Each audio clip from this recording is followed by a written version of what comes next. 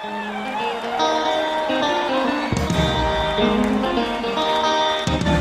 walked these days under African sky. Now the Bushveld is very flat, so it was quite a delight from Acorn Hook to see through the haze the outline of a serious mountain. That's the north end of the Drakensberg, and it couches the Blyde River Canyon. So we decided to leave the reserve and go and camp there for a few days. We booked into the Swadini Resort, a forever resort, very beautiful, very well kept. And we found ourselves a lovely campsite under a big tree. Remember, it was still 30 degrees even in mid-May. And there we camped among the mountains. Notice that the face of the cliffs is a kind of rusty red. That's because it's all sandstone with a little bit of content of iron. The whole Blyde River Canyon is made out of that. I'll come back to that.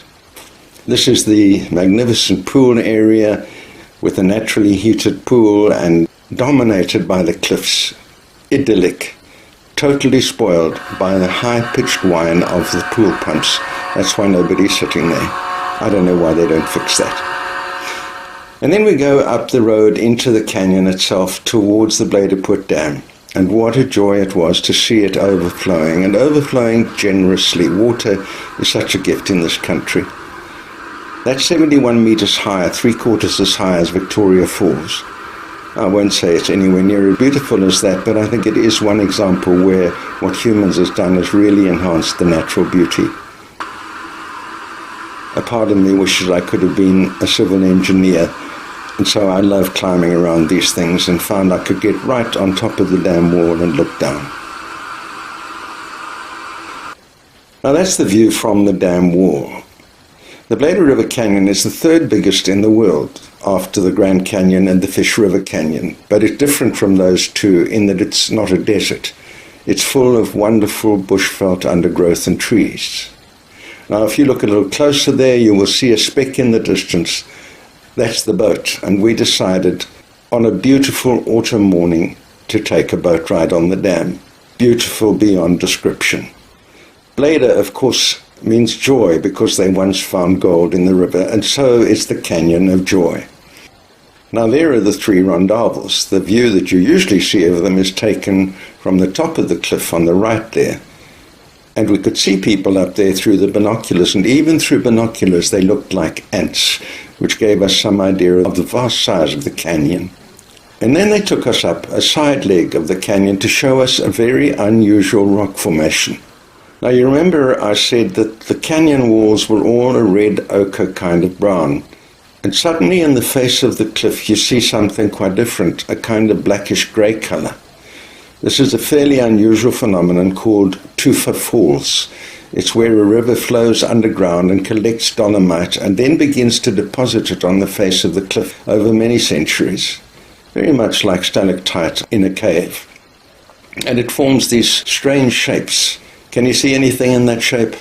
Can you see a face, a very sad face, 2 eyes, a nose and a mouth?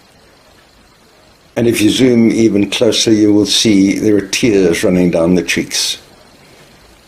This has been called die gesig van treur in die Blyde Poort, the face of sadness in the Canyon of Joy. And as I looked at that face, I thought, it reminds me of something I've seen before. And then it came to me. It's an image of Vietnamese children running in terror from their homes that have just been bombed.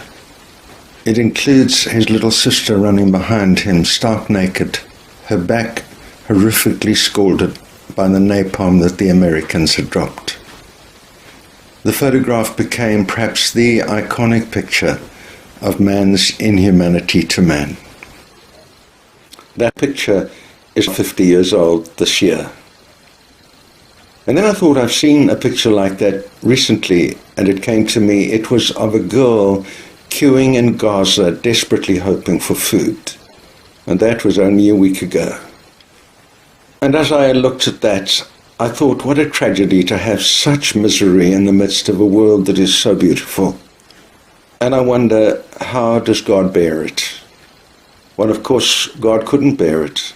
And that's why he sent his Son, who in his own words said, "The Spirit of the Lord has sent me to proclaim good news to the poor, to announce freedom for prisoners, recovery of sight for the blind, and to set the oppressed free. And then he said to his disciples, "Go thou and do likewise."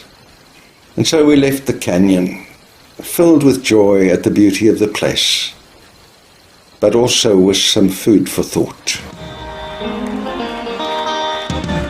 Under African sky.